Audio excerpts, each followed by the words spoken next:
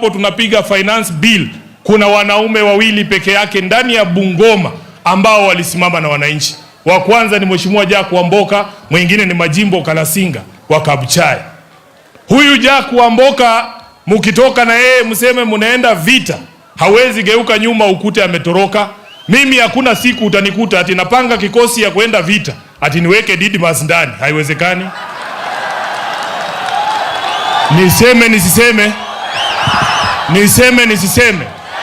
Hawa ni watu hawana msimamo, na shangaa ati naweza kuwa pale juu na nyumbani ati gavana wangu ni Didmas. Oleweni,